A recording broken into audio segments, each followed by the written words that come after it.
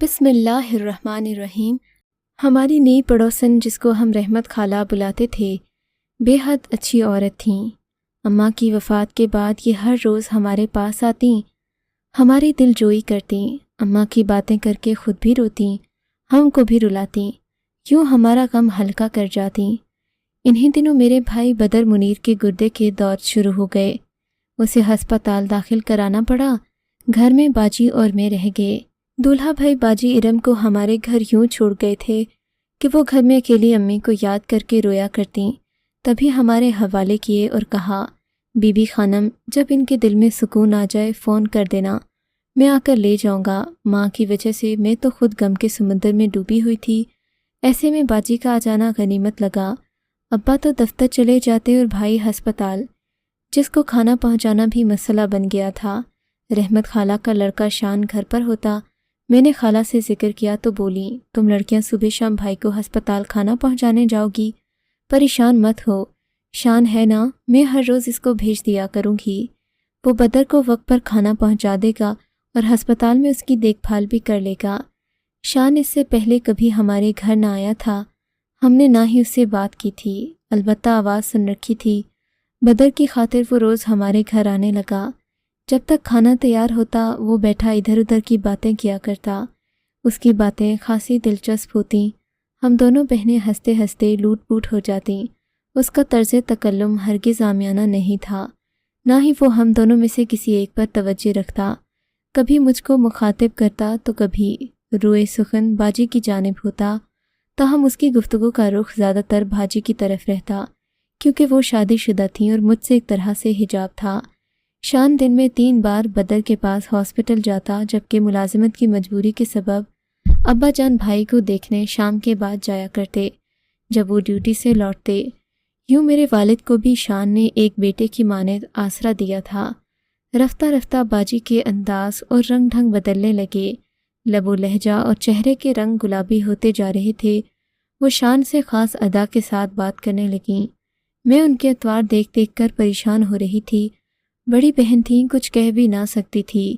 شان کو آنے میں ذرا دیر ہو جاتی، ان کا برا حال ہوتا، ان کی بے چینی قابل دید ہوتی۔ جو ہی وہ ہمارے گھر میں قدم رکھتا باجی کو سکون مل جاتا، جیسے میں ایک بڑی چنتا کے چنگل سے نکل آئی ہوں۔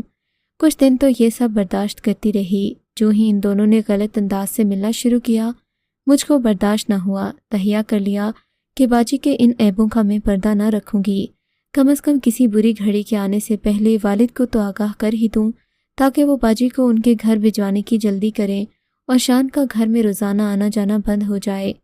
1-2 بار باجی کو دبے لفظوں یاد دلایا کہ ان کا گھر بار ہے، اتنا اچھا شوہر ہے، ان کو اپنے شوہر کا خیال کرتے ہوئے اپنے گھر چلے جانا چاہیے۔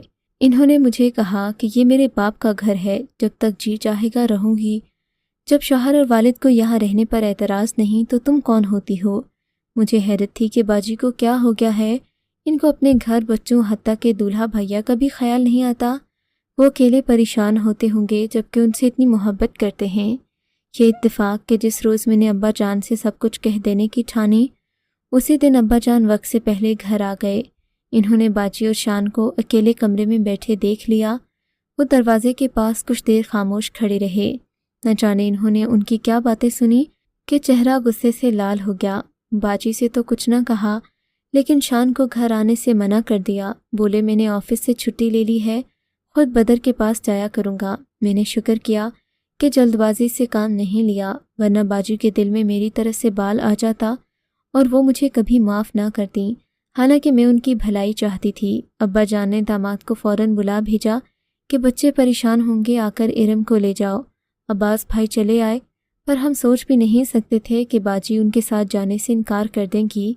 اب تو ابا کی پیشانی پر تفکر کی لکیریں ابھر آئیں۔ میں اندیشوں میں ڈوب گئی۔ وہ 2 بار دولہا بھائی ان کو لینے آئے، وہ نہ گئیں۔ میاں سے صاف صاف کہہ دیا کہ اب گھر نہیں جاؤں گی۔ شوہر بیچارہ سکتے میں ابا جان کا خون کھولتا، مگر شادی شدہ بیٹی پر ہاتھ اٹھانے سے بے بس تھے۔ باجی شان سے ملنے لگیں۔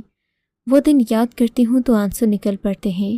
رات بھر شب جاگتے گزر جاتی۔ ان دنوں میرا بھانجا 6 سال کا تھا اور بھانجی 8 سال کی۔ یہ دونوں دادی کے پاس تھے۔ ان کا پیار یاد کر کے کلیجہ کٹتا، مگر باجی اپنے بچوں کو فراموش کیے تھیں۔ مجھے اپنی بہن سے نفرت ہونے لگی، سوچتی یہ کیسی ماں ہے، ان کے بچوں کی شکلیں یاد کر کے میں رات کو رو دیا کرتی، تکیہ منہ میں دبا لیتی، دم گھٹتا محسوس ہوتا۔ تب میرے ذہن میں ایک خیال آیا کہ اگر میں اپنی محبت شان کے دامن میں ڈال دوں اور وہ میری طرف متوجہ ہو جائے تو شاید باجی کا گھر اجڑنے سے بچ جائے۔ اس بازی میں جیت تو یقینی تھی، پھر بھی سب کچھ اپنا داؤ پر لگانے کو تیار تھی۔ ہر صورت اپنی بہن کا گھر آباد کرنا چاہتی تھی۔ رحمت خالہ سے سلائی سیکھنے کا بہانہ کر کے میں ان کے گھر جانے لگی۔ ابا جان کو علم نہ تھا کہ میں وہاں جاتی ہوں۔ ادھر باجی دل سے چاہتی تھی کہ میں کچھ دیر کو گھر سے چلی جاؤں۔ مجھ سے اکیلے یہ مہم سر ہونے والی نہ تھی۔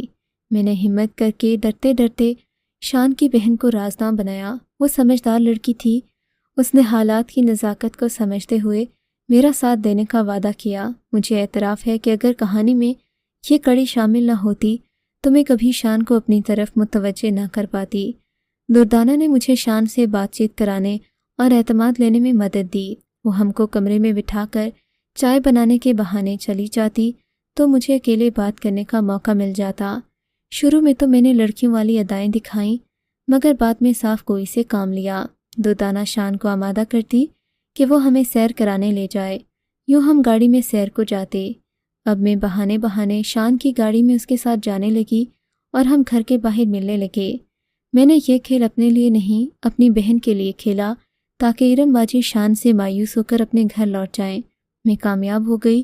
شان نے باجی سے التفات کا رشتہ ترک کر دیا اور میری ذات میں مگن ہو گیا۔ تب میں نے شام کو بتا دیا کہ جانتے ہو تم سے میں نے کیوں راہ و رسم بڑھائی ہے؟ اپنی بہن کی وجہ سے، جو تمہاری خاطر اپنا گھر بار چھوڑے بیٹھی ہے۔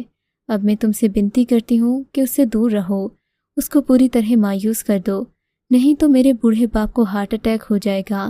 یہ بڑا خطرناک جال ہے جو تم نے میری باجی پر پھینکا ہے۔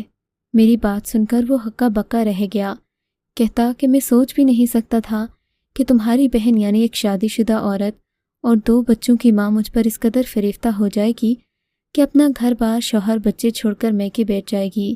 میں تو سمجھ رہا تھا کہ آپ لوگوں کی وجہ سے جمی ہوئی ہے۔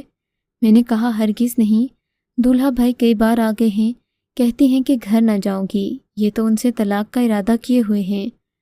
شان خدا کے لیے ان کو اتنی بے رخی کا چہرہ دکھاؤ کہ ہوش میں آ جائیں ورنہ نقصان ہو جائے گا۔ ظاہر ہے تم تو باجی سے شادی کرو گے نہیں، پھر محض دل لگی میں کسی کی بربادی کے اسباب پیدا کر دینا کہاں کی شرافت ہے۔ میری باتیں سن کر شان کی آنکھیں کھل گئیں، کہنے لگا میں تو ہر بات ہلکے پھلکے انداز میں لیا کرتا تھا، کیا پتا تھا کہ ارم سنجیدہ ہو جائے گی۔ تمہاری بہن سے شادی کے بارے میں سوچ بھی نہیں سکتا، بھلا میں ایک متعلقہ 2 بچوں کی ماں سے کیوں شادی کروں گا جبکہ ابھی میری شادی نہیں ہوئی۔ میں تو دل لگی کر رہا تھا، کیا پتا تھا وہ سنجیدہ ہو جائے گی۔ بالکل اس معاملے کو ختم کرتا ہوں، کل ہی کہہ دوں گا کہ مجھ کو کچھ محبت وغیرہ نہیں ہے، نہ میں نے تم سے محبت کرنی ہے، ہوش میں آ جاؤ اور گھر جاؤ۔ غرض اس نے مجھ سے وعدہ کر لیا کہ ان کو باور کرا دے گا کہ وہ میٹھے محبت کے 2 بول کہے تھے وہ جھوٹے تھے۔ اگلے روز چانی نے باجی کو کہہ دیا کہ میری باتوں کا غلط مطلب نہ لو، اپنے گھر چلے جاؤ۔ باجی بولی ہرگز نہیں، اب میں تمہاری ہو چکی ہوں، میں گھر نہ جاؤں گی، چاہے شوہر طلاق دے دے۔ شان نے ہمت سے کام لیا، بولا بے وقوف عورت، تو خود کو سمجھتی کیا ہے؟ میں تو تیرا نہیں ہوں، تم طلاق لو تو زندگی کی سب سے بڑی غلطی کرو گی، میں تم سے شادی نہ کروں گا۔ تم نے طلاق لینے پر نہیں اکسایا مگر حالات تو ایسا پیدا کیے ہیں۔ پھر تو میری تعریفیں کیا کرتے تھے، کیوں کہتے تھے کہ اگر تمہاری طلاق ہو جاتی تو میں تم سے ہی شادی کرتا۔ مذاق تھا وہ سب، میں ویسے ہی کہا کرتا تھا، میں جانتا تھا نہ تم طلاق لوگی نہ میں تم سے شادی کروں گا۔ مرد تو یوں ہی دل لگی کرتے ہیں، بے وقوف بناتے ہیں، تم ایسی نادان نکلو گی مجھے کیا خبر تھی؟ تم واقعی عقل سے پیدل ہو، سچ مچ میری باتوں میں آ جاؤ گی۔ میں بالکل بھی تمہارے ساتھ سنجیدہ نہیں ہوں، بچوں کا خیال نہیں تو بوڑھے باپ کا ہی خیال کر لو۔ بھائی بیچارہ اگر گردوں کا مریض ہے اس پر کتنا برا اثر پڑے گا، طلاق لینے کی خاطر تم میکے میں ٹکی ہوئی ہو۔ باجی کو شان سے اتنی صاف گوئی کی توقع نہ تھی، ان کو اس قدر دھچکا لگا کہ سکتے میں آ گئیں، نہ جانے وہ کیا سمجھ رہی تھیں۔ خدا معلوم چلاک شانی نے کیسی کیسی دل فریب باتیں کر کے ان کو بہکایا تھا۔ باجی کا رونا مجھ سے دیکھا نہ جاتا، یقیناً ان کو شان نے کچھ تو خواب دکھائے تھے کہ وہ اب حقیقت سے سمجھوتا نہ کر پاتی تھیں۔ کچھ دن سوگ منایا، کیونکہ محبت کا جنازہ اپنے کاندھوں پر اٹھانا مشکل ہوتا ہے۔ صدمہ تو بہت ہوا، مگر حقیقت کا آئینہ دیکھ لینے کے بعد باجی کے ذہن کی کایا پلٹ گئی۔ کہاں تو ان کو اپنے شوہر میں 100 عیب نظر آ رہے تھے اور طلاق کی رٹ لگا رکھی تھی، اب یہ کہ ان کو ایک پل میکے میں رہنا 2 بھر ہو گیا۔ ایک دن آنسو سے بھیگا ہوا خط دولہا بھائی کو لکھا کہ خط ملتے ہی آ کر مجھ کو لے جاؤ، میرا جی یہاں بہت اداس ہے، اپنے گھر آنا چاہتی ہوں۔ اب بچے بھی شدت سے یاد آئے، گڈو اور منور کو یاد کر کے دھاڑے مار مار کر روئیں، اتنا کہ میں بھی رونے لگی۔ بڑی مشکل سے ان کو چپ کروایا۔ دولہا بھائی ان سے ناراض تو تھے، لیکن والد صاحب کے فون کرنے سے باجی کو لینے آ گئے۔ باجی خیر سے گھر کو سدھار گئیں تو ہم نے سکون کا سانس لیا۔ شان اتنا برا لڑکا نہیں تھا، وہ میرا مقصد سمجھ چکا تھا، لہٰذا جب میں اس سے نہ ملی تو اس نے بھی ملنے پر اصرار نہ کیا۔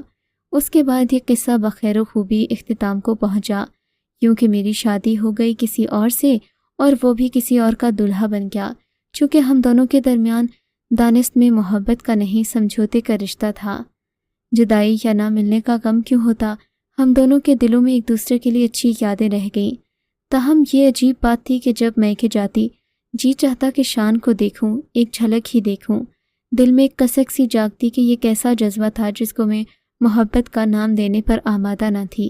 اور وہ ایک روز اس کی بہن دردانہ ملی۔ اس نے بتایا کہ شان نے طوبہ سے شادی تو کر لی مگر تم کو بھلا نہیں پایا۔ دراصل وہ تم سے واقعی محبت کرنے لگا تھا، مگر تمہاری بہن کو بیوقوف بنانے کی اپنی غلط حرکت کی وجہ سے تم سے اس قدر شرمندہ تھا کہ تمہارے سامنے اظہار جرأت بھی نہ کر سکا۔ کہتا تھا کہ دردانہ، اگر میں نے خانم کو کہہ دیا کہ میں تم سے محبت کرتا ہوں تو یقیناً وہ یہی سمجھے گی کہ پہلے میری بہن کو بیوقوف بنایا اور اب مجھے بنا رہا ہے۔ علم سے دھوکہ کر کے میں واقعی خانم جیسی اچھی لڑکی کے لائق نہیں رہا۔ کاش مجھ کو دردانہ یہ سب نہ بتاتی تو میرے دل کی کسک ہی رہ جاتی، یہ کبھی نہ بھرنے والے گھاو میں تبدیل تو نہ ہوتی۔ اگر آپ کو آج کا یہ واقعہ پسند آیا ہے تو اس ویڈیو کو لائک ضرور کیجیے، اور اس طرح کے مزید قصے سننے کے لیے ہمارے چینل اردو مورل سٹوری کو سبسکرائب ضرور کیجیے۔